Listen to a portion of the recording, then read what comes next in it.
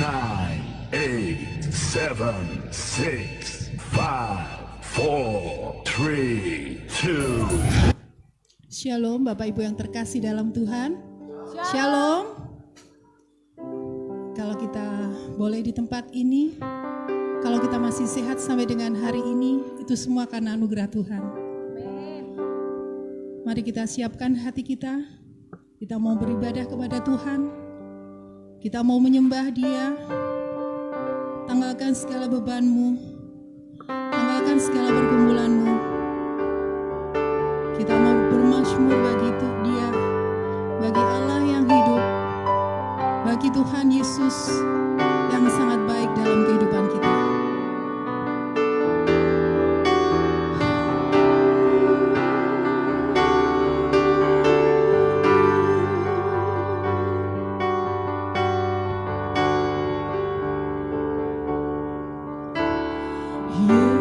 Yesus, Kau sungguh baik. Yesus, nama-Mu indah. Yesus, ku cinta Kau selalu. Ku tinggikan, ku agungkan selamanya. Yesus, Kau sungguh baik. Yesus, nama-Mu indah. Yesus, ku cinta Kau selalu. Ku tinggikan, ku agungkan selamanya. Ku mau memuji-Mu, ku selalu puji-Mu.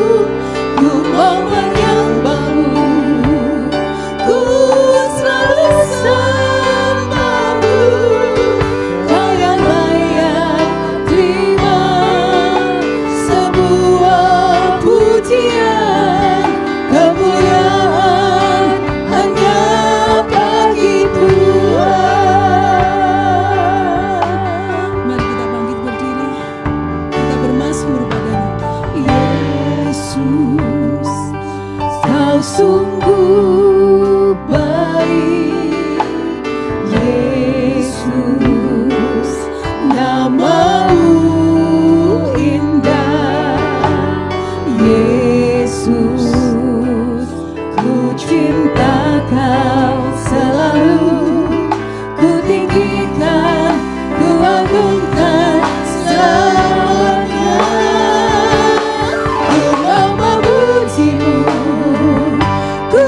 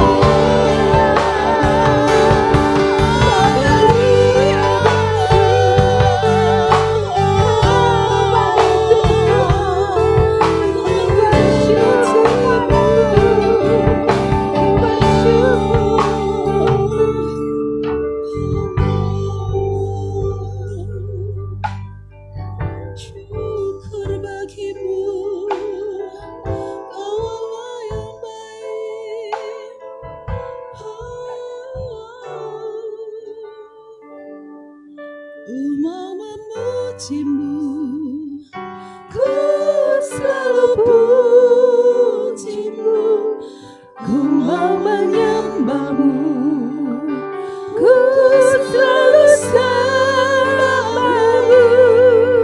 Kau yang layak terima semua pujian, kemuliaan hanya bagi Tuhan.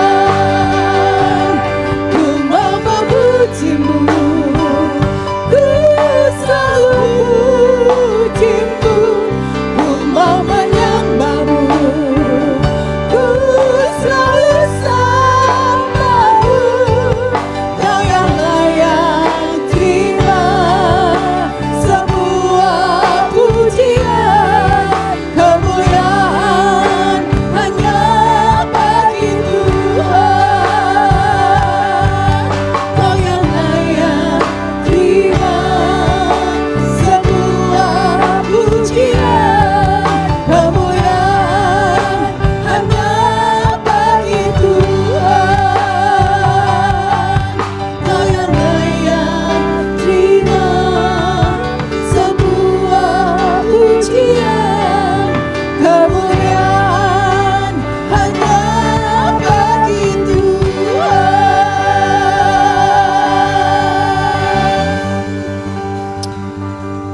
kami mau terus memujimu, ya Allah yang baik dalam setiap kehidupan kami. Haleluya, amin. Masih ada sukacita di tempat ini. Kita tidak perlu takut, kita tidak perlu gentar, karena firman Allah selalu beserta kita.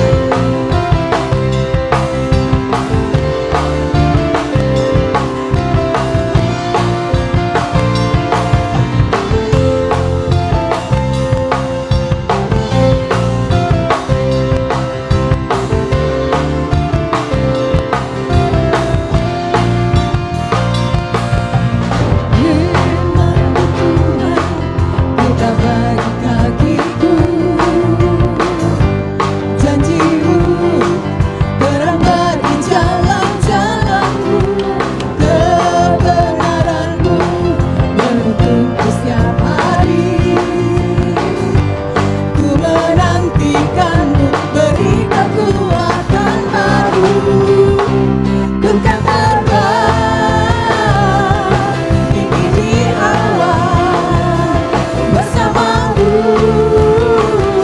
dalam kemuliaan. Sebab firman-Mu teguh menopang, ku kan aman di dalam-Mu Tuhan.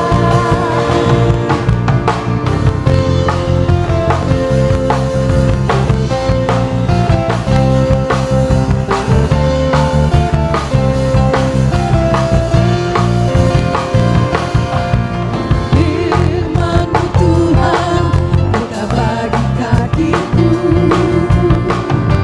janjimu terang bagi jalan-jalanku, kebenaranmu menuntunku setiap hari. Ku menantikanmu, beri kekuatan baru. Ku kan terbang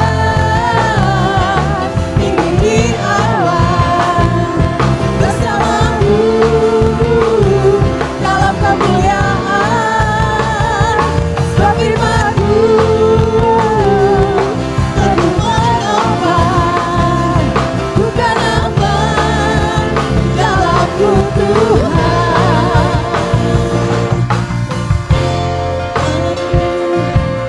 Di atas jalan-jalanku, rancangan-Mu melebihi rancanganku. Firman-Mu sungguh telah membebaskanku, berjalan lebih tinggi, berjalan bersama-Mu. Ku kan terbang tinggi di awan bersama-Mu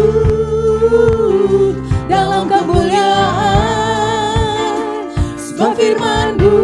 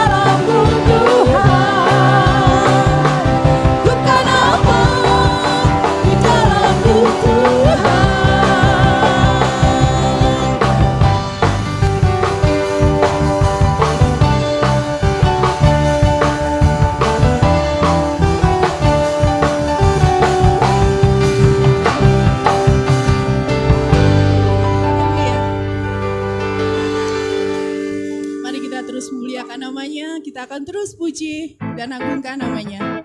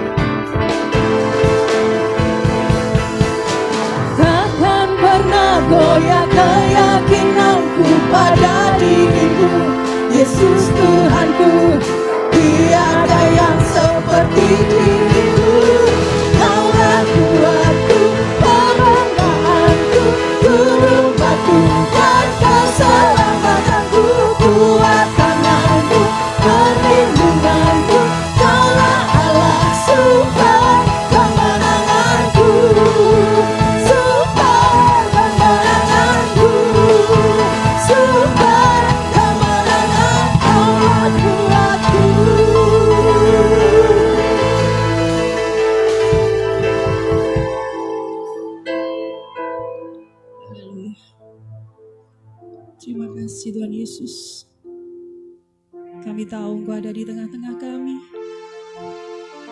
Kami tahu Engkau Tuhan yang sudah melawat kami.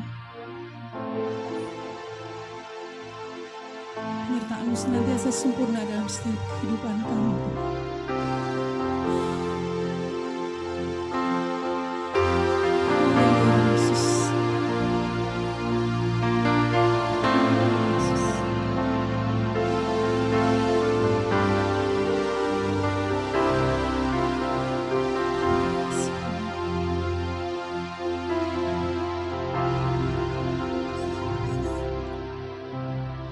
Rohmu yang hidup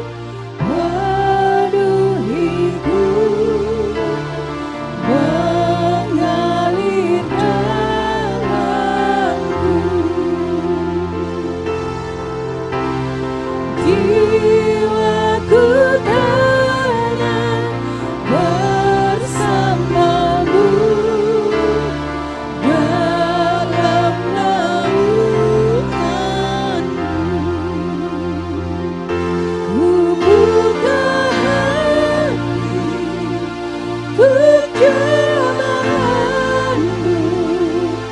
berserahanmu di hadiratmu.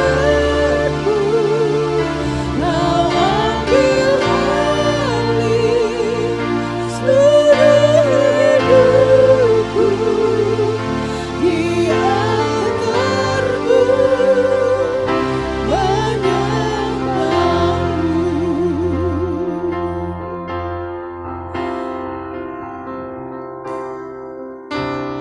Bambu yang hidup penuhiku, mengalir dalamku. Jiwaku tenang bersamamu dalam naunganmu. Ku buka hati untuk jemaatmu, berserah penuh di hadiratmu. Kau ambil alih seluruh hidupku di altarmu, menyembah. Mari kita berdiri tangan sama-sama katakan. Bambu yang hidup penuhiku, mengalir dalamku. Jiwaku tenang bersamamu dalam naunganmu. Mari kita buka hati kita sama-sama sembah Dia. Buka hati untuk jemaatmu, berserah penuh di hadiratmu. Kau ambil alih seluruh hidupku di altarmu, menyembah.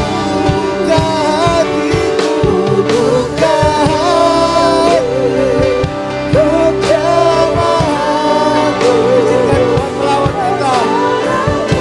Izinkan Tuhan memulihkan hidup kita. Kau ambil alih seluruh hidupku di altarmu, menyembah. Buka hati untuk jemaatmu, berserah penuh di hadiratmu. Kau ambil alih seluruh hidupku di altarmu, menyembah. Buka hati untuk jemaatmu, Lawan kami Roh Kudus. berserah Hidup pribadimu lebih dari apapun saat ini. Kami datang ke sini untuk dilawan oleh Tuhan. alih seluruh hidupku di altarmu, menyembah. Buka hati untuk jemaatmu, berserah penuh di hadiratmu. Kau ambil alih seluruh hidupku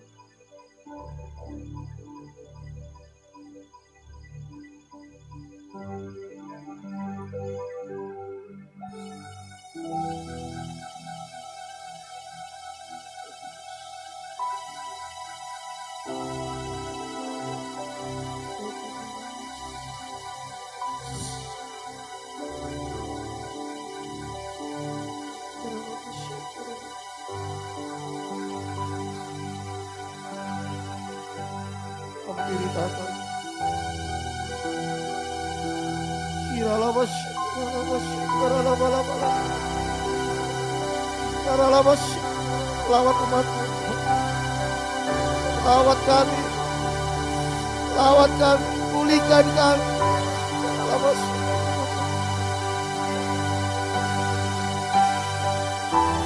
Haleluya, haleluya, haleluya.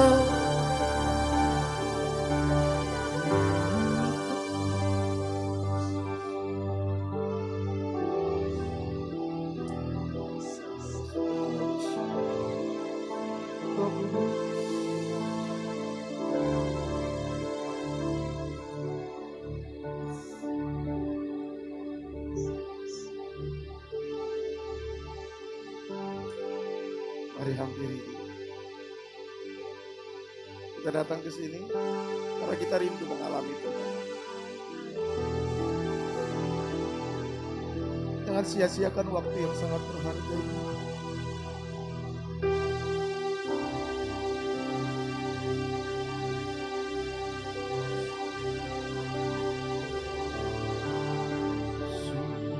Sujud di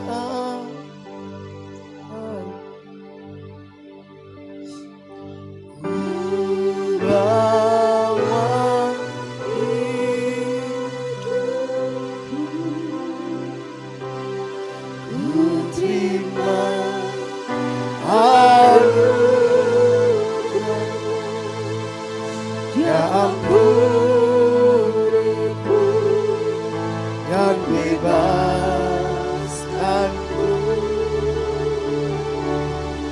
ya rumah hidupku.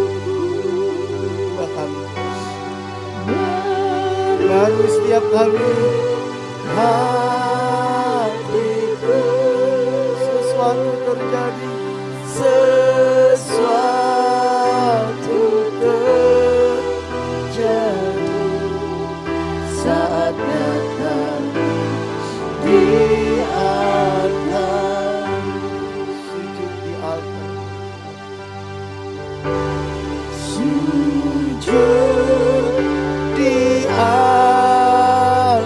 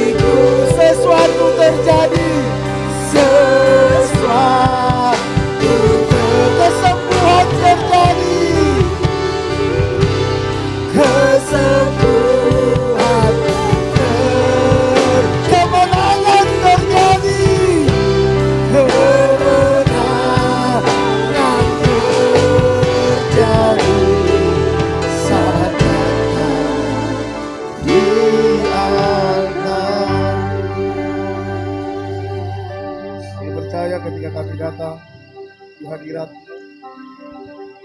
Kami tidak datang ke tempat yang sia-sia.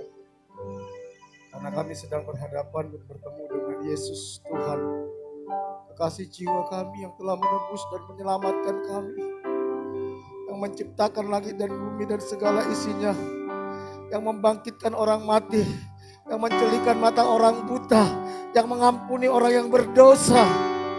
Kami datang kepada pribadi yang benar dan kami percaya ketika kami hadir di tempat ini. Hidup kami tidak pernah sama lagi. Ada Tuhan yang mengasihi kami, yang mengubahkan kami. Ada Tuhan yang mengasihi kami, yang memerdekakan kami. Ada Tuhan yang mengasihi kami, yang memberikan kemenangan kepada kami. Dan nama-Mu dimuliakan lewat hidup kami. Terima kasih Tuhan buat hadirat-Mu. Terima kasih buat lawatan-Mu. Kau terus bekerja dalam hidup kami. Kau terus bekerja di tempat ini pribadi lepas pribadi. Buka rahasia kebenaran firman-Mu Tuhan. Jangan sembunyikan firman-Mu dari kami. Jangan sembunyikan pribadi-Mu dari kami. Jangan sembunyikan kehendak-Mu dari kami. Bahwa kami masuk ke dalam firman-Mu Tuhan. Urapi hamba-Mu, urapi setiap kami. Kuasai pikiran, perasaan, kehendak kami. Lawat Tuhan. Lawat juga anak-anak sekolah minggu. Urapi guru-guru yang sedang membagikan firman ketika mereka berbicara tentang firman Roh Kudus yang membukakan bagi setiap anak-anak. Yang memerdekakan setiap anak-anak. Segala pekerjaan setan, kuasa kegelapan, roh teritorial, tipu daya iblis kami ikat, kami tawan, kami perintahkan keluar dari tempat ini di dalam nama Yesus. Kami sambut firman-Mu dalam nama Tuhan Yesus. Haleluya. Amin. Silakan duduk Bapak Ibu Saudara yang dikasihi Tuhan. Shalom. Puji nama Tuhan. Kita sudah masuk minggu keempat di bulan ini. Waktu terus berlalu dan sudah 3 minggu kita sudah lalui doa puasa saudara ya. Saya percaya selama kita ngambil doa puasa ini ada hal-hal yang luar biasa yang Tuhan sediakan bagi kita. Dia bukan cuma sekedar membentuk hidup kita, bukan cuma sekedar memerdekakan kita, bukan cuma sekedar memulihkan hati kita, tapi saya percaya ada berkat-berkat yang Tuhan sediakan bagi kita. Karena itu saudara, jangan mau ketinggalan. Kita doa puasa sampai 40 hari, kita sudah masuk ini hari ke-21 saudara. Kita masih punya hari 29 hari lagi dan 19 hari lagi Dan saya percaya saudara, Tuhan sedang bekerja di gereja ini. Tuhan akan pulihkan setiap hati kita dan Tuhan akan bukakan pintu-pintu bagi kita saudara. Supaya nama Tuhan dipermuliakan lewat hidup kita. Bapak Ibu Saudaraku yang dikasihi Tuhan. Tema kita sepanjang tahun ini Closer to God saudara. Closer to God. 2 minggu lalu kita sudah belajar bagaimana sebelum kita mengalami closer to God, kita harus mengalami yang namanya metanoia. Metanoia, apa itu metanoia? Perubahan paradigma, perubahan pola pikir, perubahan hidup kita. Seperti seekor telur yang berubah menjadi ulat, ulat berubah menjadi kepompong berubah menjadi kupu-kupu. Kita harus mengalami itu terus, pembaharuan demi pembaharuan. Supaya apa? Supaya kita bisa berjalan bersama dengan Tuhan. Supaya kita bisa sepikir, seperasaan, sekehendak dengan Tuhan. Ketika kita sepikir, seperasaan, sekehendak dengan Tuhan, maka kita bisa melihat dengan jelas apa sebenarnya rencana Tuhan dalam hidup kita. Ketika kita bisa melihat jelas rencana Tuhan dalam hidup kita, kita pun akan bisa melihat penyertaan Tuhan di dalam setiap langkah-langkah hidup kita. Ketika kita bisa melihat penyertaan Tuhan dalam setiap langkah-langkah hidup kita, maka apapun yang terjadi dalam hidup kita saudara, kita gak perlu takut. Karena yang menyertai kita adalah pribadi yang menciptakan langit dan bumi dan segala isinya, adalah pribadi yang mengendalikan sejarah dunia, adalah pribadi yang sangat mengasihi kita. Karena itu mari terus kita periksa hidup kita periksa diri kita saudara. Apa yang tidak berkenan kepada Tuhan, izinkan Tuhan membukakan. Ketika Tuhan bukakan, biar kita punya komitmen yang kuat untuk kita mau meninggalkan semuanya itu. Hal-hal yang menghambat pertumbuhan rohani kita, yang menghambat apa yang membuat Tuhan menghalangi pekerjaan Tuhan dalam hidup kita. Jangan tinggal di zona nyaman, saudara. Itu hanya akan membunuh hidup kita, saudara. Jangan. Ketika kita mengalami metanoia, tentu iblis tidak suka, saudara. Dia akan tawarkan banyak hal dalam hidup kita. Di dunia ini cuma ada dua pilihan, saudara. Ketika saudara tidak di pihak Tuhan, saudara pasti di pihak iblis.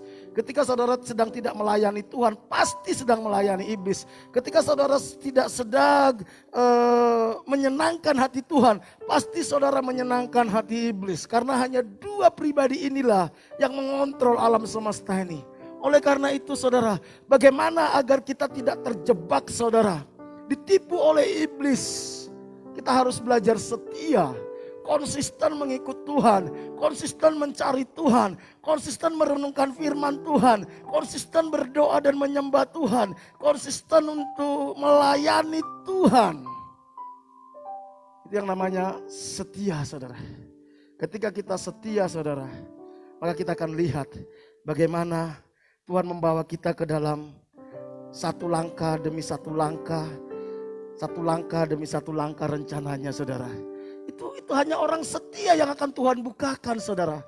Kalau kita kerja di perusahaan saja, saudara, kalau kita nggak setia maka hidup kita akan berputar-putar. Betul tidak, saudara? Kalau saudara masuk ke perusahaan 3 bulan, 6 bulan saudara pindah. Masuk ke perusahaan yang satu 3 bulan, 6 bulan saudara pindah. Masuk ke perusahaan yang satu 3 bulan, 6 bulan saudara pindah. Saya percaya sampai mati pun hidup kita akan seperti itu saja. Begitu juga dalam bergereja, kalau kita nggak setia, saudara, itu kalau saudara setahun sini pindah, setahun sini, pasti nggak bertumbuh. Itu seperti sebuah pohon, saudara. Pohon, kalau dia ditanam sebuah tanah, saudara, nggak lama kemudian dipindah, ditanam lagi, nggak lama kemudian dipindah. Saya percaya pohon ini tidak akan pernah bisa berbuah bagus, saudara. Nggak bisa. Karena kesetiaan itulah yang membentuk karakter kita. Kesetiaan itulah yang membuat kita bisa melihat rencana Tuhan dalam hidup kita. Dan kita bisa men-setting rencana kita di dalam Tuhan, saudara.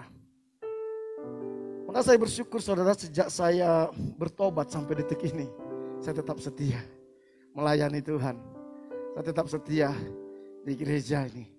Sejak saya bertobat. Karena saya tahu Tuhanlah yang menempatkan saya di gereja ini, saudara. Gereja MDC, saudara. Hari ini setelah kita mengubah paradigma kita, setelah kita setia, masih ada yang harus kita jaga, saudara.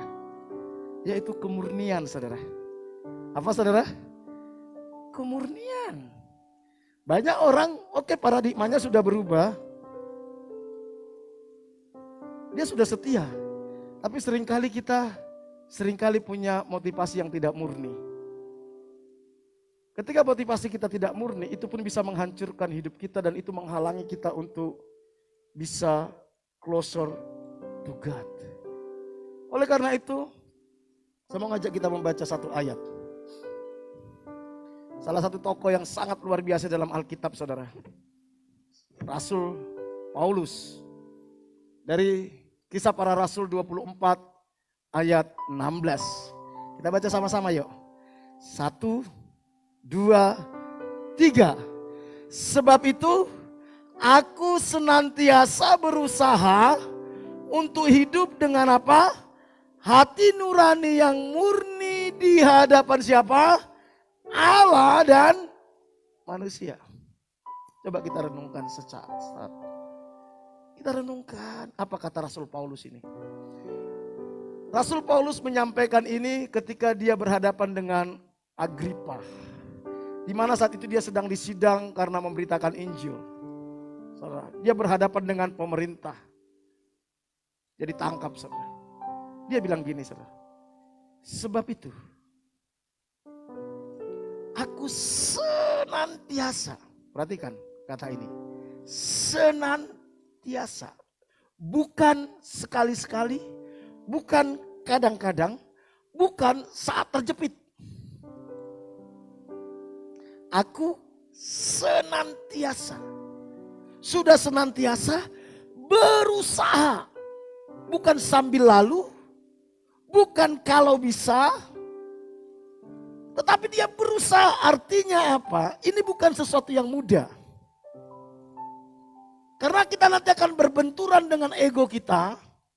Kita akan berbenturan dengan kepentingan kita. Kita akan berbenturan dengan keinginan-keinginan kita. Makanya Rasul Paulus katakan, aku senantiasa berusaha. Jadi kalau saudara ingin menyenangkan Tuhan, ingin melayani Tuhan, tidak ada keinginan senantiasa dan tidak ada usaha, pasti gak jadi. Gak jadi.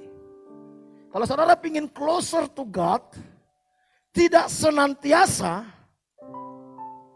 kalau di gereja kayak malaikat, bahkan malaikat minder, kalau keluar dari gereja, setan takut. Karena lebih kesetanan dari setan. Kadang-kadang, sehingga keluarga kita bingung, ini manusia apa ya? Makhluk dari mana? Kadang rohaninya luar biasa, kadang omongannya begitu pedasnya luar biasa. Kadang bilang haleluya puji Tuhan diberkati. Kadang ngutukin. Aduh, orang bingung saudara. Bingung. Sehingga ketika kita mengajak orang datang kepada Tuhan, mereka gak percaya sama kita. Gak percaya. Karena kelakuan kita berubah-berubah. Tetapi Rasul Paulus katakan, aku senantiasa berusaha. Untuk hidup apa saudara?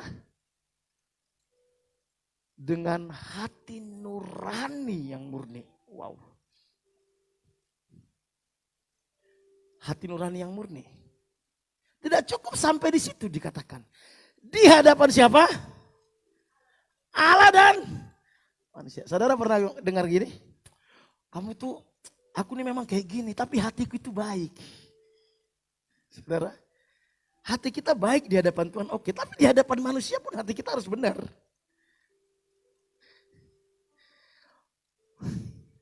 Hati kita di hadapan Tuhan kita bisa bilang untuk membela diri.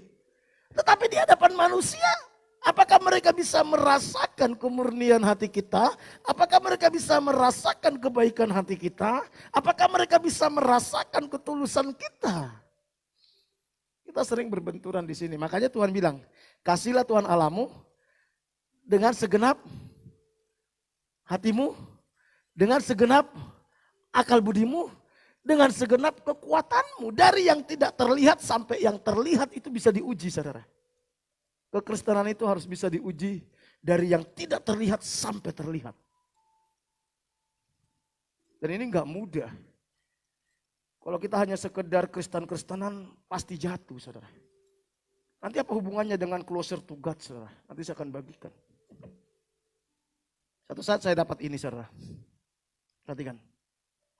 Motivasi kita dalam melakukan segala sesuatu itu jauh lebih penting daripada apa yang kita lakukan. Tindakan yang baik bila tidak dilakukan dengan motivasi yang salah akan merusak diri kita sendiri dan tidak akan menjadi berkat bagi orang lain. Sekali lagi perhatikan ini. Saya ketika renungkan ini saudara, saya mulai berpikir gini. Apakah yang saya lakukan ini saya lakukan dengan motivasi yang benar? Alkitab katakan gini saudara, sekalipun kamu memberikan dirimu untuk dibakar di dalam 1 Korintus. Tapi kalau itu tidak digerakkan oleh kasih, itu pun tidak ada manfaatnya. Kita sudah berikan hidup kita untuk dibakar saja. Kalau kita lakukan itu bukan karena kasih, itu enggak ada faedahnya. Jadi saudara, motivasi hati kita dalam melakukan segala sesuatu itu jauh lebih penting daripada apa yang sedang kita lakukan itu. Karena tindakan yang baik bila dilakukan dengan motivasi yang salah, akan merusak diri kita sendiri. Dan tidak akan pernah menjadi berkat bagi orang lain. Dan yang harus kita sadari, Tuhan lebih tertarik kepada sikap hati kita, melebihi tindakan kita. Makanya kitab Amsal 4 ayat 23 katakan, jagalah hatimu dengan segala kewaspadaan. Karena dari sanalah apa? Terpancar kehidupan. Ketika kita lakukan semua yang baik dengan motivasi yang benar, maka yang lahir akan kehidupan. Seringkali kita menemukan orang gini, saudara. Kenapa orang kecewa? Kenapa orang trauma berbuat baik? Kenapa? Sering ya kita dengar, aduh saya pokoknya saya gak mau dekat-dekat sama orang, trauma berbuat baik. Saya pastikan dia punya motivasi yang salah untuk berbuat baik.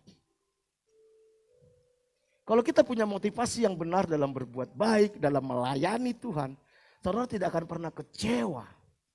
Tidak akan pernah. Kalau motivasi kita ini kita lakukan dengan hati nurani yang murni untuk menyenangkan hati Tuhan, maka apapun respon orang lain terhadap kita, itu udah gak mempengaruhi kita.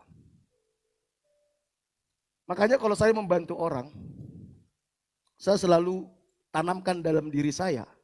Dan kalau saya punya kesempatan, saya sampaikan kepada orang itu, saya bilang gini. Kalau saya berbuat baik sama kamu, itu gak ada hubungannya dengan kamu, saya bilang.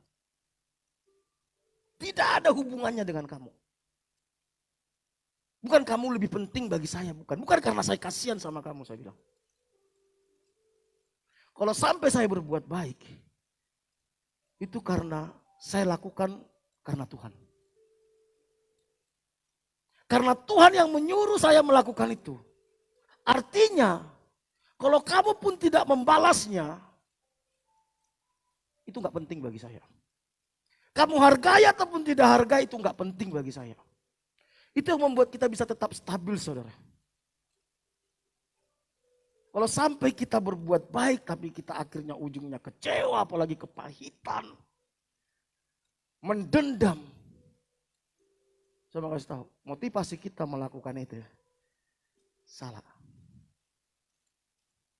Dan itu tidak bernilai di hadapan Tuhan. Gak bernilai. Gak bernilai. Makanya jangan heran banyak orang, saudara, aktif pelayanan sampai satu titik dia mengalami kekecewaan dan mundur. Karena ada yang salah dengan motivasinya. Dia tidak lakukan itu dengan hati nurani yang murni. Nanti kita lihat bagaimana pentingnya hati nurani yang murni ini. Itulah yang membuat Rasul Paulus kenapa dia katakan, aku senantiasa berusaha. Memang gak mudah untuk ini, gak mudah. Menjaga supaya apa? Punya apa? Hati nurani yang murni. Makanya walaupun Rasul Paulus di penjara, dia gak kecewa sama Tuhan. Walaupun dia disalah mengerti, dianggap sesat, dia nggak kecewa sama Tuhan, dia tidak mundur, dia tidak bilang, waduh, gara-gara saya ikut Tuhan akhirnya saya di penjara. Dia nggak membuat dia lemah, bahkan mundur satu langkah pun, tapi itu tetap membuat dia fokus pada panggilan. Makanya dia katakan di Filipi, aku berlari-lari kepada panggilan ilahi. Karena dia sudah setel hati nuraninya, saudara. Dan akhirnya kita tahu Rasul Paulus matinya itu dibunuh, saudara. Dibunuh. Dan dia tidak menyalahkan keadaan. Saudara, kalau saudara baca nanti surat-surat Rasul Paulus. Ketika dia di penjara pun, dia mengajak umatnya untuk tetap tunduk kepada pemerintah. Wow. Bayangkan. Dia di penjara karena memberitakan Injil.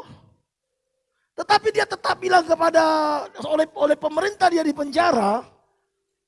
Tapi dia bilang tetap tunduk dan hormat kepada pemerintah. Karena pemerintah itu wakilnya Tuhan di bumi, katanya. Saya ketika membaca ini saya gak mampu pikiran saya menyelami, saudara. Gak mampu. Oh, kita baru ditipu orang aja kita sudah kutukinnya sampai 7 turunan, saudara. Kita dirugikan dikit aja kita sudah mengutukin dia. Karena apa? Hati nurani kita ini gak murni. Ini yang menghalangi kita untuk bisa closer to God. Pagi hari ini saya mau mengajak setiap kita, saudara. Ambillah banyak waktu untuk ngecek motivasi kita.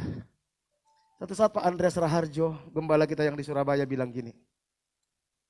Dia kutip pernyataan Bapak Yeremia Rim, pendiri gereja MDC, Sinode MDC. Apa sih artinya spirit of excellence, dia bilang.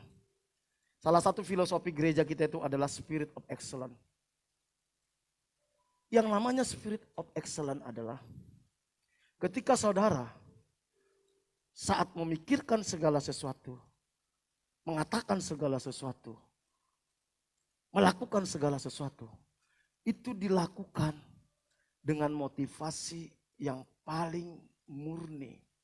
Bukan untuk kepentingan kita, bukan untuk menghakimi, bukan untuk nyindir, tapi betul-betul untuk Tuhan. Dan ini berat. Saya pun setiap habis khotbah kadang saya cek khotbah saya baca. Ada nggak unsur nyindir di sini? Ada nggak unsur untuk ngebully di sini? Saya cek, adakah unsur untuk membanggakan diri di sini? Begitu Tuhan bilang, ini loh, kamu gak sadar kan, tapi kamu sedang gini. Tuhan ampuni saya. Saya tanya istri saya gimana khotbah saya tadi, tolong dikoreksi. Saya setiap habis khotbah, saya pasti tanya istri saya.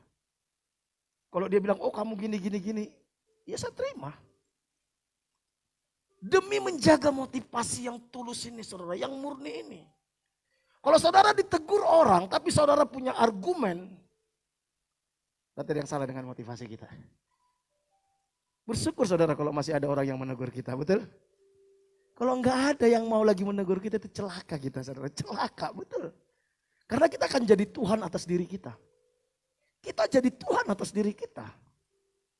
Tuhan pakai orang-orang di sekitar kita untuk mengingatkan, menegur. Bahkan ketika anak saya yang paling kecil pun kalau menegur saya dengar saudara. Siapa tahu itu Tuhan yang berbicara. Siapa tahu. Demi menjaga hati nurani yang murni nih saudara. Pentingnya hati nurani yang murni saudara. Kalau kita mau mengalami closer to God dan mengerti kehendak Tuhan serta berjalan di dalam rencana Tuhan, kita harus menjaga hati nurani yang murni. Motivasi yang paling murni itu kita harus jaga di dalam segala hal. Apalagi saat saudara melakukan kebaikan. Kita harus jaga itu. Kalau enggak, itu akan merusak diri kita. Merusak diri kita. Merusak. Kita akan kepahitan. Kita akhirnya takut berbuat baik. Takut. Akhirnya kehilangan berkat Tuhan. Dan Tuhan pingin kita lakukan semuanya itu karena Tuhan. Saudara ingat Kolose 3 ayat 23?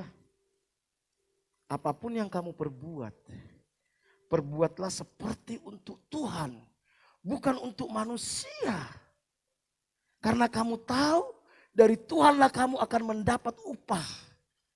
Tuhan adalah Tuhan dan kamu adalah hamba. Nanti saudara baca Kolose 3 ayat 23 sampai 24. Setiap apa yang kita lakukan dengan motivasi yang benar, percayalah itu ada hitungannya dengan Tuhan.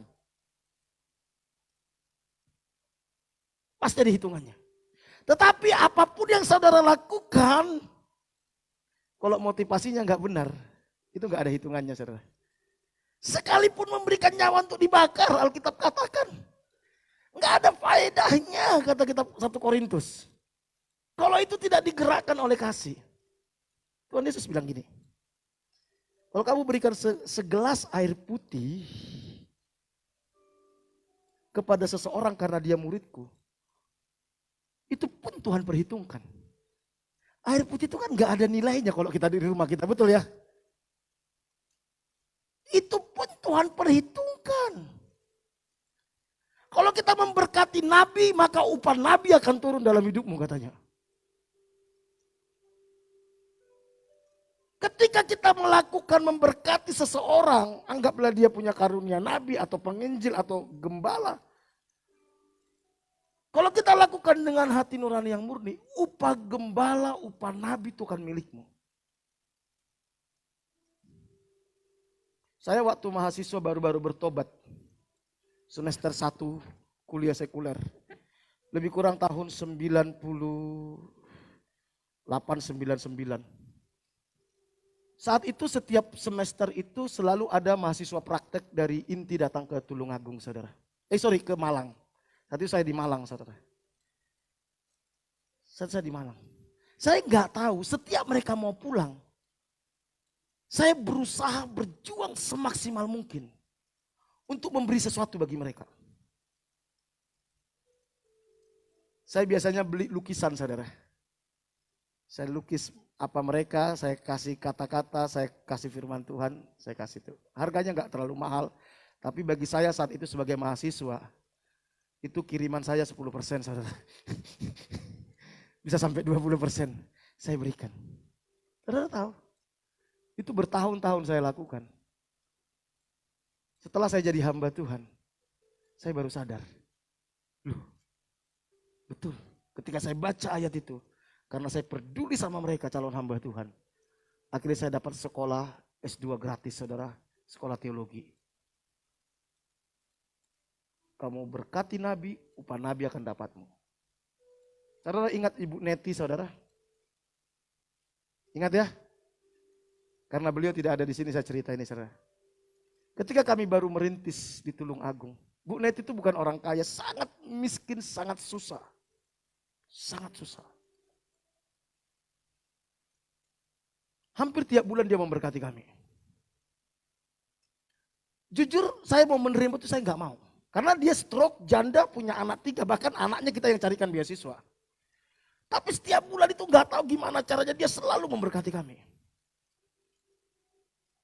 Jujur saya mau menolak. Tapi karena saya nggak tega lihat kehidupan Bu Neti.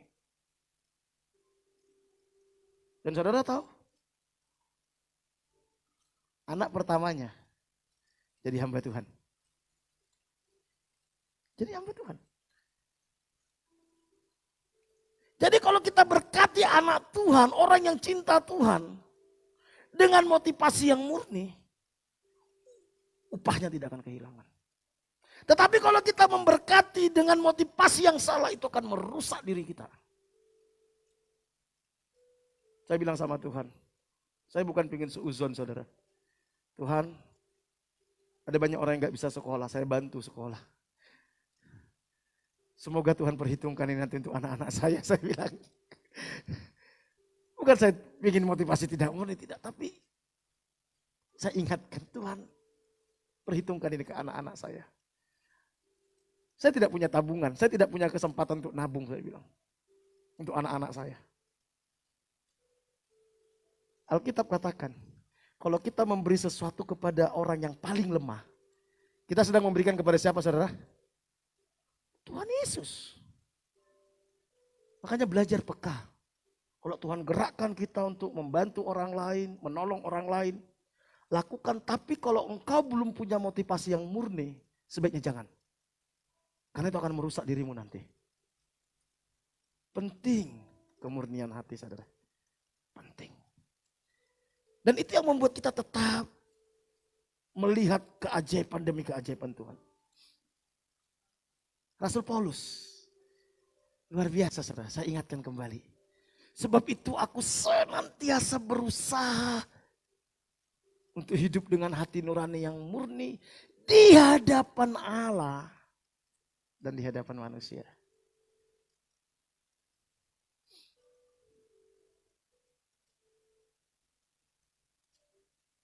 Apa sih hati nurani itu, saudara? Apa sih?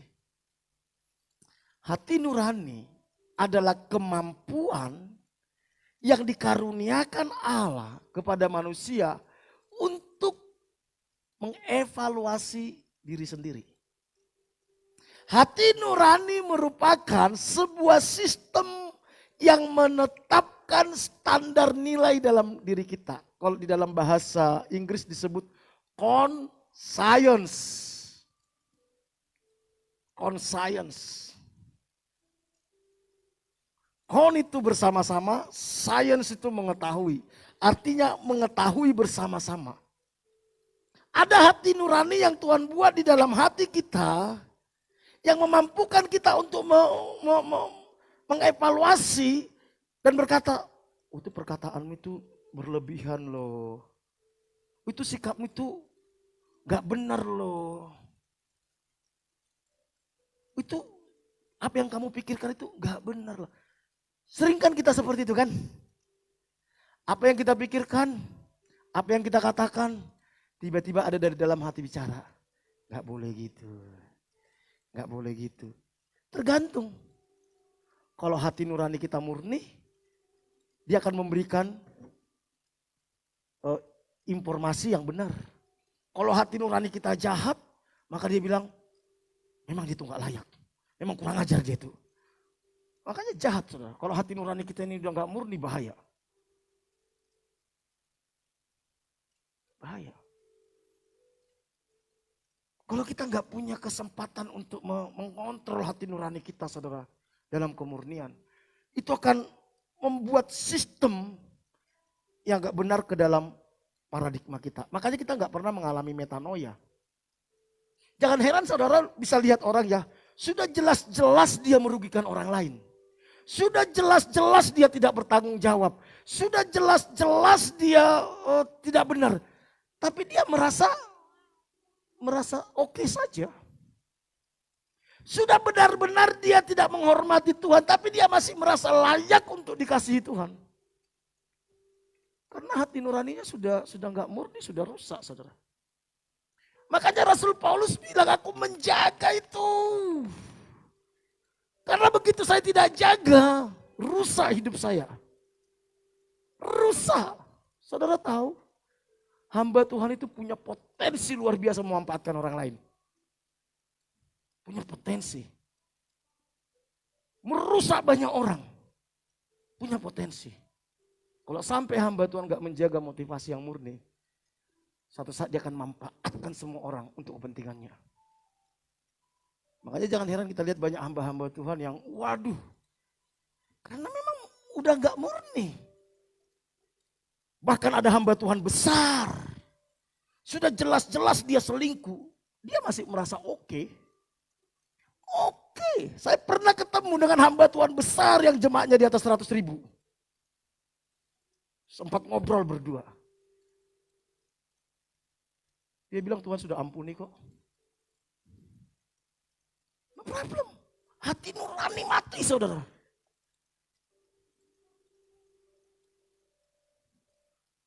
Makanya kita perlu jaga saudara.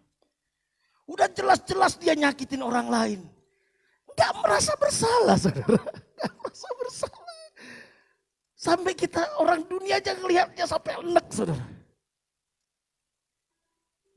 Karena apa? Hati nuraninya udah murni. Kalau udah seperti ini saudara. Kita mau ngajak closer to God rasanya udah gak mungkin. Gak mungkin. Percuma. Karena yang dia pikirkan cuma apa? Apakah itu membuat saya nyaman? Apakah itu untung bagi saya? Apa manfaatnya bagi saya? Pasti larinya ke sana. Mungkin dia tidak dapat untung dalam keuangan, tapi dia dapat untung nama besar. Dihargain orang. Mungkin di rumahnya gak dihargain istrinya dia. Hati-hati.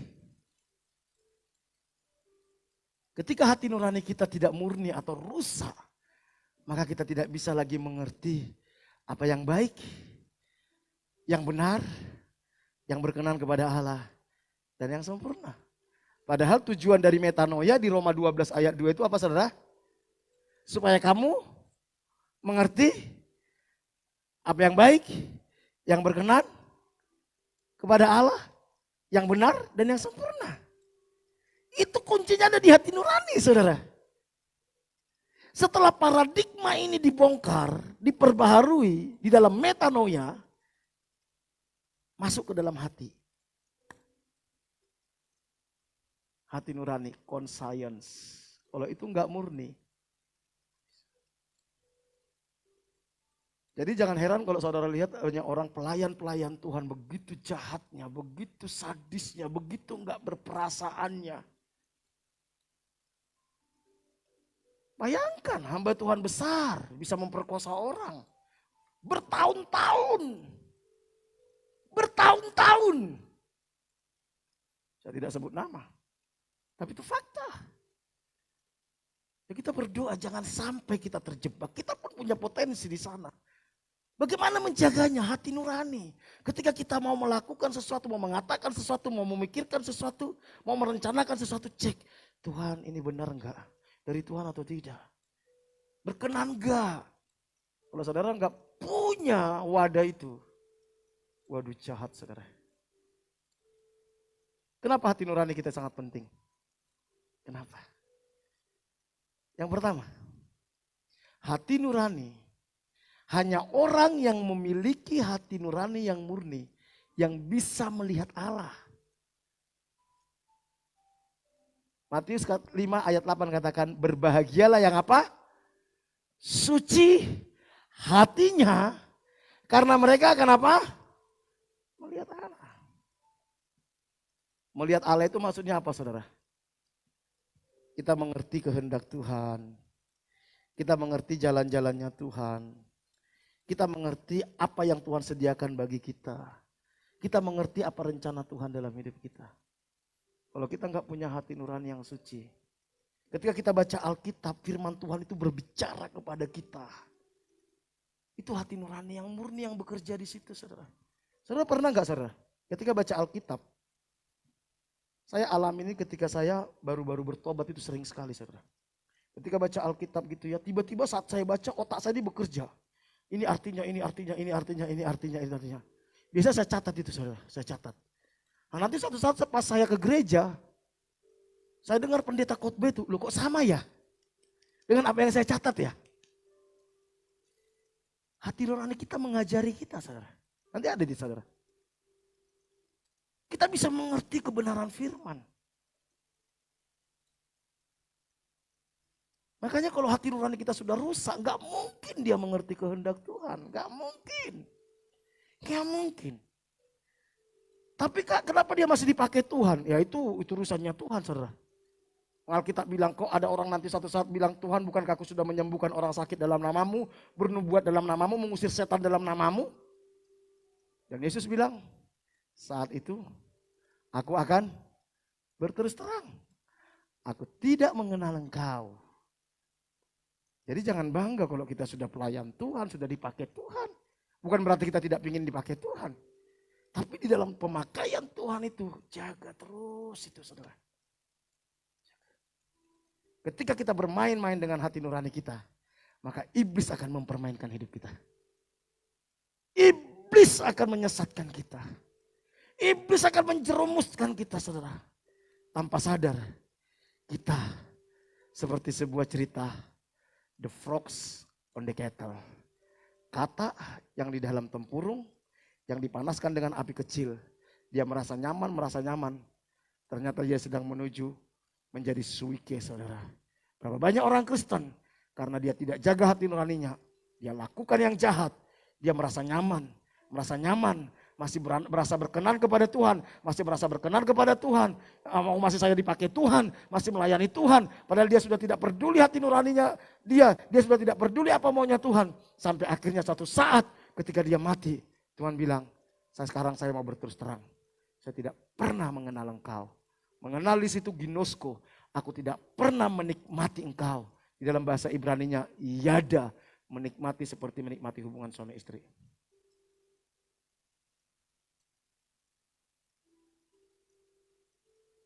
Hanya orang yang memiliki hati nurani yang murni yang akan mengerti tentang hal ini.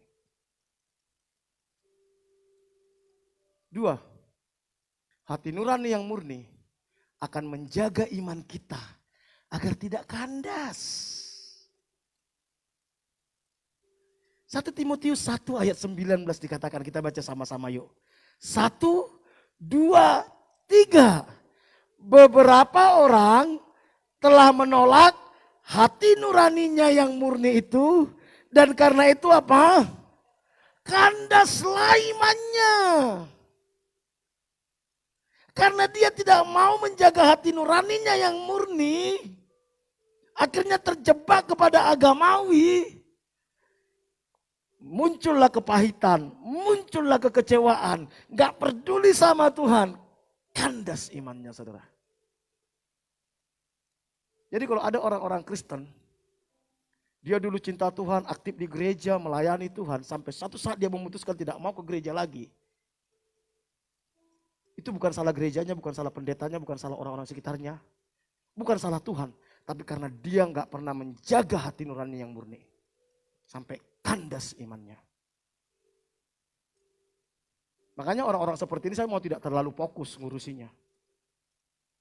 Sampai kapanpun kalau dia nggak benahi hati nuraninya, percuma. Saudara mau kasih perhatian kayak apapun nggak ada gunanya saudara. Karena masalah dia di hati nurani. Imannya kandas saudara. Sebelum iman kita kandas, mari kita setel hati nurani kita.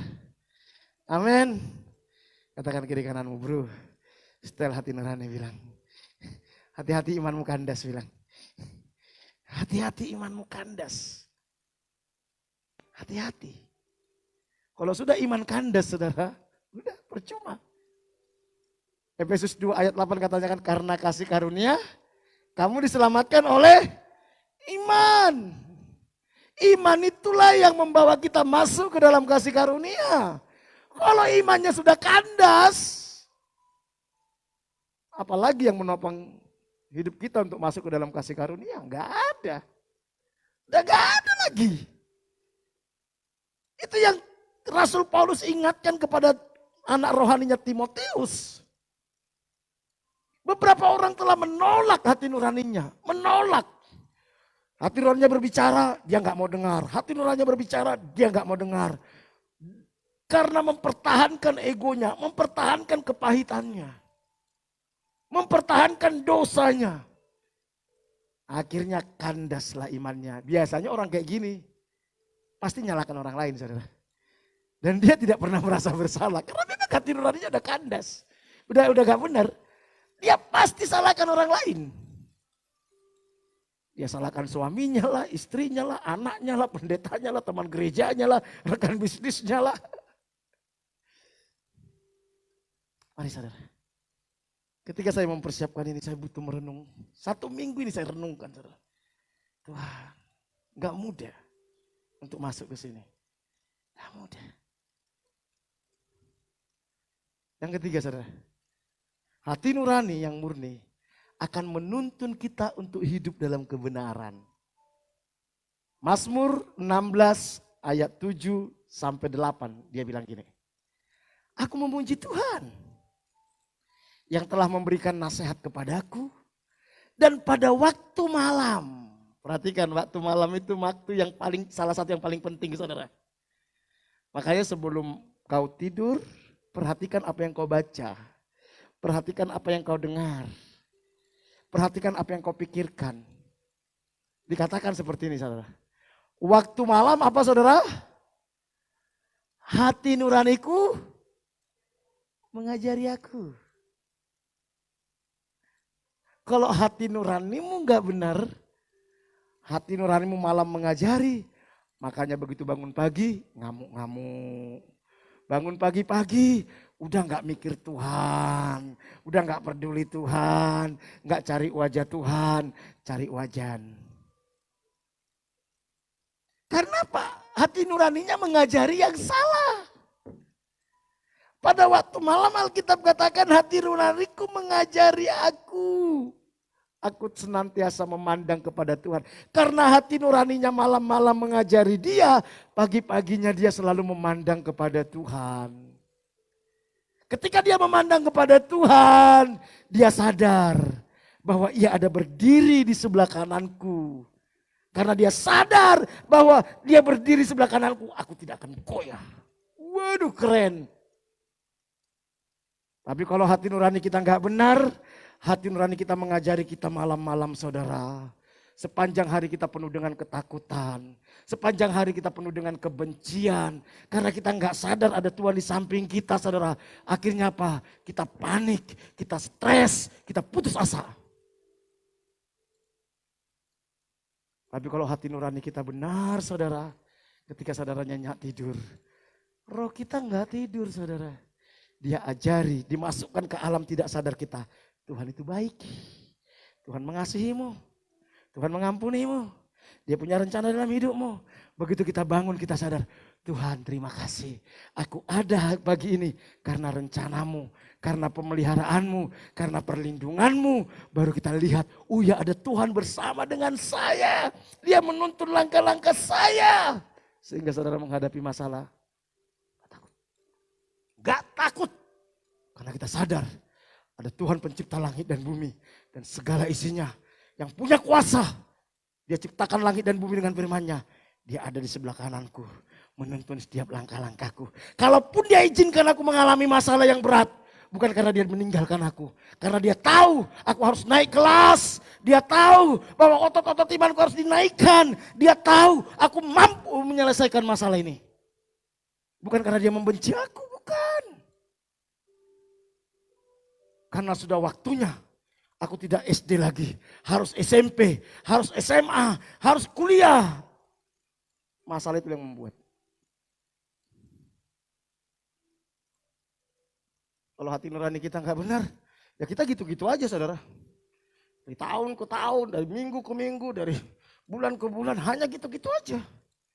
Kita nggak pernah melihat bagaimana Tuhan mengangkat kita. Saya rindu di masa-masa puasa ini Tuhan bukakan semuanya nih bagi kita saudara. Supaya kita mengerti apapun yang terjadi ke depan ini. Ada Tuhan yang bersama dengan kita, bisa melihat Tuhan di dalam kehidupan kita. Kita bisa melihat kehadiran Tuhan di dalam setiap jejak-jejak kita saudara. Dan kita berkata, aku memuji Tuhan yang telah memberi nasihat kepadaku. Ketika kita berhasil, kita nggak bangga dengan diri kita. Kita bangga sama Tuhan. Karena dialah aku bisa sampai saat ini. Amin. Enggak ada yang amin ya. Bagaimana agar kita memiliki hati nurani yang murni? Ini terakhir. Kita harus meresponi setiap peristiwa dan setiap pergumulan dari sudut pandangnya Tuhan. 1 Petrus 1 ayat 6-7. Dikatakan seperti ini. Bergembiralah akan hal itu. Sekalipun sekarang ini kamu seketika harus berduka cita oleh berbagai-bagai pencobaan. Maksud semuanya itu ialah untuk membuktikan kemurnian imanmu yang jauh lebih tinggi nilainya daripada emas yang fana, yang diuji kemurniannya dengan api, sehingga kamu memperoleh puji-pujian dan kemuliaan dan kehormatan pada hari Yesus Kristus menyatakan dirinya. Apapun pergumulan, kalau saudara ingin menghadapi, punya hati nurani yang murni, apapun pergumulan, apapun kesulitan, apapun tantangan, Alkitab katakan bergembiralah. Kenapa? Karena Tuhan sedang memurnikan imanmu. Dan dia bilang, Tuhan memurnikan seperti apa saudara? Apa saudara? Emas murni. Saudara tahu? Untuk memurnikan emas murni itu dari tanah, dipisahkan tanahnya, diambil kalau nggak salah nikel apa semua, masih gabung dengan emasnya. Habis itu diapain saudara? Dibakar di suhu ribuan derajat. Dibakar sampai semua unsur-unsur yang lain, besinya, nikel apa semua habis. Tinggallah emas murni. Kalau Tuhan izinkan, hatimu tersayat-sayat, engkau dilukai, engkau dihianati, engkau difitnah, engkau disalah mengerti, engkau bangkrut, engkau apa? Tujuannya cuma satu. Supaya muncul dari hidup kita hati nurani yang murni. Iman yang murni. Karena inilah yang kekal. Ketika kita memiliki ini saudara, Alkitab katakan, kita akan dimuliakan bersama-sama dengan Kristus. Kalau ini enggak murni, kita enggak dimuliakan saudara. Mari, untuk kita bisa closer to God. Yang pertama, kita harus metanoia. Ini langkah harus benar dulu. Harus punya keinginan yang kuat untuk metanoia. Setelah metanoia, kita harus setia. Dalam kesetiaan ini, Tuhan bawa kita untuk dimurnikan apa saudara? Hati nurani kita, iman kita, motivasi kita. Setelah itu, nanti minggu depan, apa yang harus kita kerjakan? Baru kita melihat Tuhan bekerja dalam hidup kita. Saudara, ikut kesan. Di kesan kita membahasnya lebih dalam lagi nanti saudara. Kesan keluarga setiap hari Jumat. Di minggu ini di tempatnya Om Yose sama Mbak Gita. Kesan image hari yang image lulus SMA itu hari Rabu di sekretariat. Image yang SMP sampai SMA itu hari Jumat juga jam 7 malam semua di sekretariat. Kesan anak-anak yang kelas 5 sama kelas 6 SD itu hari Selasa di sekretariat. Jadi hampir tiap malam kita punya kesan untuk membahas khotbah-khotbah ini saudara. Kita sharingkan apa pergumulan kita, apa yang membuat kita sulit sih punya hati nurani, apa yang membuat kita sulit mengalami metanoia, apa yang membuat kita nggak bisa sih setia. Bisa nanti kita diskusikan saudara. Makanya kita sedang serius menggarap gereja ini saudara. Supaya kita bisa sama-sama naik saudara. Dan kita lihat nanti apapun yang terjadi ke depan, saudara akan tetap kuat. Amin. Hari Sabtu sore kita di sini jam 7 malam. Kita ada, setengah 7, bukan jam 7, setengah 7. Kita menyembah Tuhan. 1 jaman saudara kita nyembah. Tadi malam kita dilawat Tuhan luar biasa saudara. Dan saya percaya tidak lama lagi kita akan mengalami revival saudara. Kebangunan rohani. Saya minta pemain musik maju ke depan. Bersamamu Bapa. Kita bangkit berdiri yuk. Ku lewati semua perkenananmu yang teguhkan hatiku.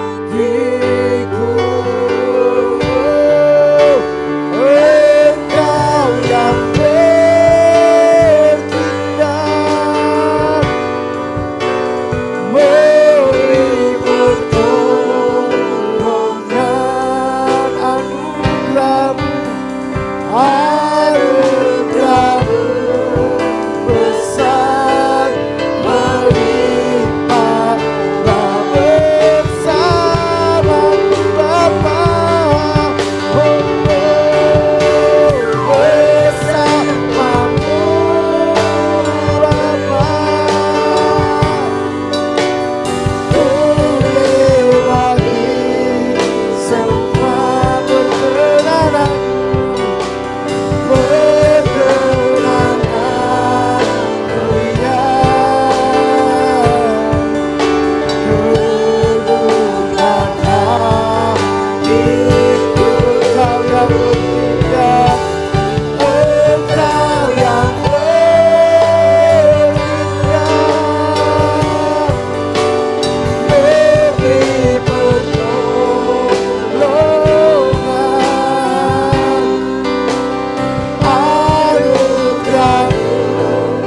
besar melimpah anugerah-Mu Tuhan. Anugerah-Mu besar melimpah bagi. Saudara, izinkan Tuhan mengoreksi hati nurani. Mungkin kita sudah lama tidak lagi serius dengan hati nurani kita, motivasi kita. Kita izinkan dia mati, padam, kita tolak dia. Padahal dialah yang menuntun kita. Izinkan hati nurani kita itu dipenuhi oleh firman Tuhan. Sehingga ketika kita tidur diajari oleh hati nurani kita, yang diajarkan adalah kebenaran. Bukan dari kuasa kegelapan. Dan itu yang membuat kita bisa tetap memandang Tuhan, menyadari kehadiran Tuhan, hidup benar di hadapan Tuhan, dan kita tidak goyah menghadapi apapun juga. Bapa, ampuni kami. Kalau seringkali kami menolak hati nurani kami, padahal Engkau berbicara kepada kami lewat hati nurani kami. Hati nurani itu perwakilan Tuhan, Alkitab katakan. Conscience. Di dalam hati nurani itu ada roh kita yang berasal daripada Tuhan. Itulah yang selalu menegur dan mengingatkan kita. Ketika engkau menolak hati nurani itu, engkau sedang menolak Tuhan. Ampuni kami Tuhan. Ampuni kami. Tuntun kami dengan hati nurani itu. Tuntun kami Tuhan dengan hati nurani itu. Kebenaran-Mu itu yang memenuhi hati nurani kami. Firman, pulihkan kami. Bahwa kami semakin hari closer to God. Pulihkan umat-Mu Tuhan. Jangan sembunyikan diri-Mu dari kami. Jangan sembunyikan kebenaran-Mu dari kami. Jangan sembunyikan kehendak-Mu dari kami. Mampukan kami hidup dalam kebenaran-Mu. Mampukan kami hidup dalam kehendak dan rencana-Mu. Roh Kudus, tolong kami butuh anugerah-Mu. Hanya anugerah-Mu yang memampukan kami. Terima kasih Bapa. Terpujilah Engkau. Hatiku rindu melihat kemuliaan-Mu. Hatiku rindu melihat curahan kasih-Mu di kota tercinta, kotaku turun agung.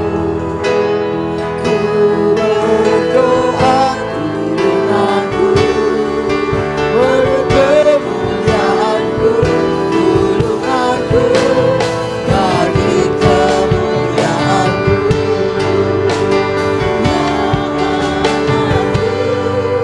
Nyatakan kemuliaan-Mu.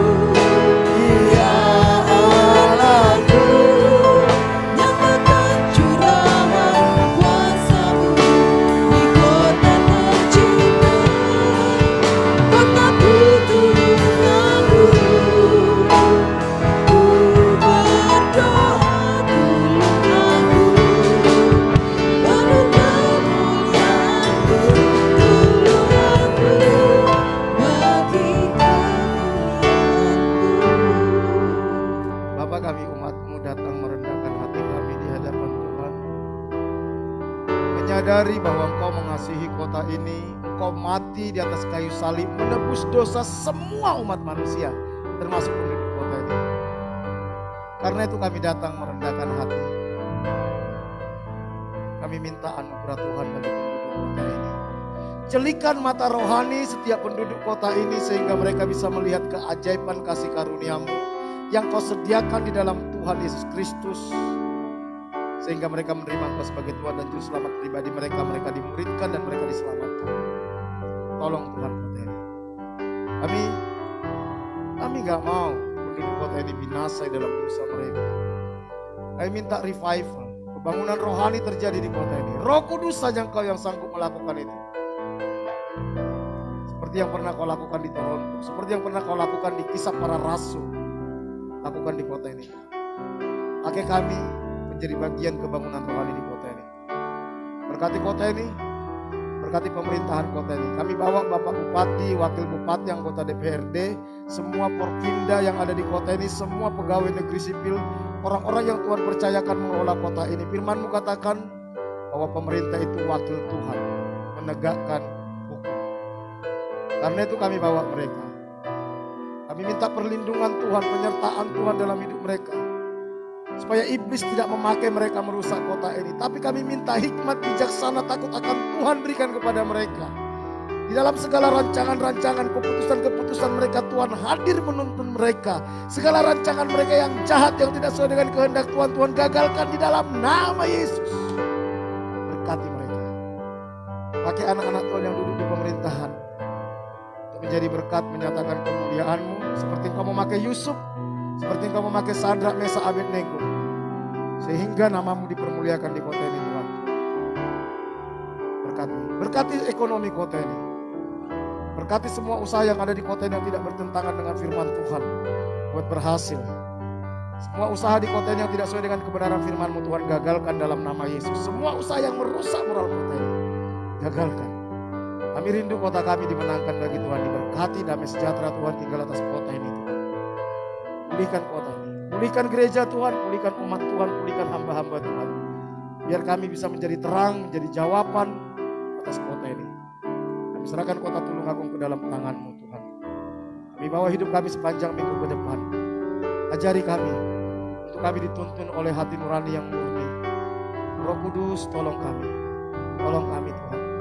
Jangan biarkan kami ditipu pikiran kami, jangan biarkan kami ditipu hawa nafsu kami, jangan biarkan kami ditipu kesombongan kami. Tuntun langkah-langkah kami Tuhan. Berkati setiap rumah tangga, hubungan suami istri, hubungan orang tua dengan anak sesama saudara.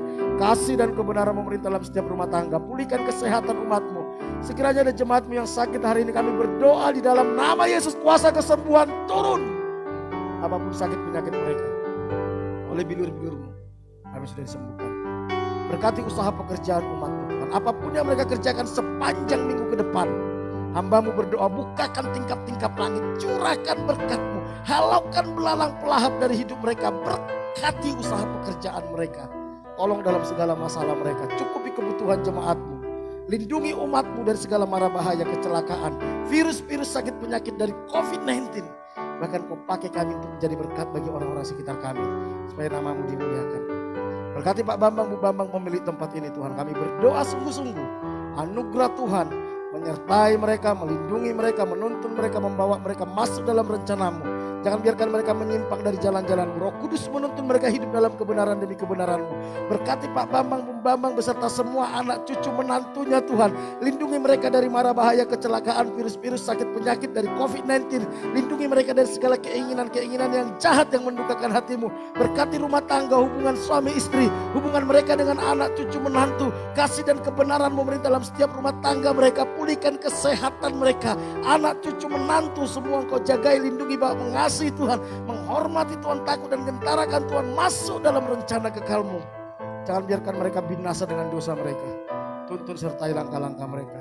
Berkati semua perusahaan dan karyawan yang Tuhan percayakan kepada mereka. Dimanapun sepanjang minggu ini, buat berhasil, buat terobosan, buat mujizat, buat jalan atas masalahnya. Berikan hikmat bijaksana, takut akan Tuhan kepada semua karyawannya. Lindungi semua karyawannya dari mara bahaya, kecelakaan, virus-virus, sakit penyakit dari COVID-19 ini. Berkati Barata di sepanjang minggu ini. Kami bersyukur, kami percaya Kau hadir di tengah-tengah kami, Kau melawat kami, Kau memberkati kami. Dari jemaat yang dikasih Tuhan, kita angkat tangan kita. Jemaat yang dikasih Tuhan, Tuhan mengasihi kita. Dia punya rencana atas hidup kita. Jangan takut dan gentar. Dia ada di sebelah kanan. Dia bersama dengan kita. Dia menuntun langkah-langkah kita. Asal kita mau hidup dipimpin oleh hati nurani yang murni, maka kita akan melihat Tuhan menyertai kita. Karena itu pulanglah. Terimalah berkat daripada Allah Bapa. Diberkatilah Engkau pada waktu masuk, diberkatilah Engkau pada waktu keluar, diberkatilah bau kandunganmu, diberkatilah adonanmu, diberkatilah bakulmu, diberkatilah hasil tanganmu. Apapun yang Kau kerjakan dengan tanganmu, Tuhan akan buat berhasil. Diberkati Engkau di kota, di desa, di gunung, kemanapun Engkau pergi, tanda-tanda ajaib menyertai Engkau. Kau akan naik dan tidak akan menjadi turun. Kau akan menjadi kepala dan bukan menjadi ekor. Anak cucu makan perkasa di bumi. Kau akan sembuh sebagai orang yang beruntung dan berbahagia. Dan lewat hidupmu akan banyak orang menerima berkat yang berasal daripada Tuhan. Dan kau hari ini sungguh-sungguh mendengarkan suara Tuhan alam yang kusampaikan kepadamu dan kau setia melakukannya, maka berkat-berkat ini akan turun dalam hidupmu. Karena itu pulanglah, terimalah berkat daripada Allah Bapa, kasih karunia dari Tuhan kita Yesus Kristus, penghiburan dan kekuatan dari Roh Kudus. Mulai hari ini sampai Tuhan Yesus datang kedua kali. Dalam nama Tuhan Yesus, setiap kita yang diberkati sama-sama katakan, amin. Berikan tepuk tangan. Tuhan memberkati kita semua.